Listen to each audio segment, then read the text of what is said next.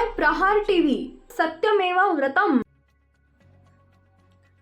राज्यसभा निवडणुकीसाठी अर्ज भरायला अवघे काही तास राहिलेले असताना शिंदे सेनेनं ज्योती वाघमारे यांना उमेदवारी जाहीर केली आहे।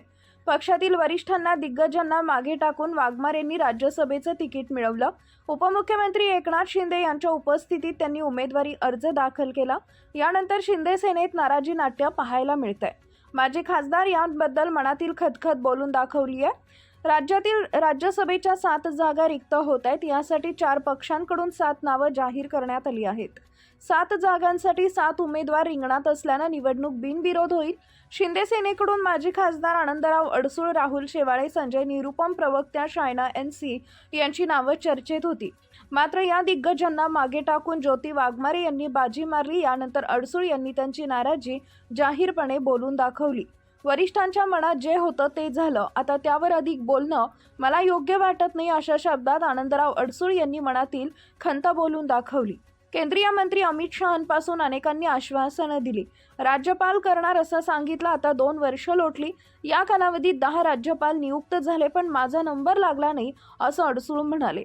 शेवटी मीच ऑफर दिली, राज्यपाल पदाचा विषय सोडा, तुमच्या कोट्यातून मला राज्यसभा तरी द्या। माझी मागणी काही चुकीची नव्हती। प्रत्येक वेळी हो हो म्हटलं जातं, पण होत काहीच नाही। त्यांनी दिलेला नाही आणि भविष्यात देणारही नाहीत, हा माझा अनुभव आहे, अशा शब्दात अडसूळ यांनी नाराजी व्यक्त केली आहे। एकनाथ शिंदे मुख्यमंत्री आणि देवेंद्र फडणवीस उपमुख्यमंत्री असताना अमित शहांसमोर बैठक झाली होती, तेव्हा लिखित प्रस्ताव दिला होता। अडसूळांना राज्यपाल पद देऊ असं सांगितलं, पण ते काही दिले नाहीत। राज्यपाल पद मिळेना तर किमान राज्यसभा तरी द्या म्हटलं, तर तेही नाही, अशा शब्दात अडसूळ यांना त्यांची कैफियत मांडली।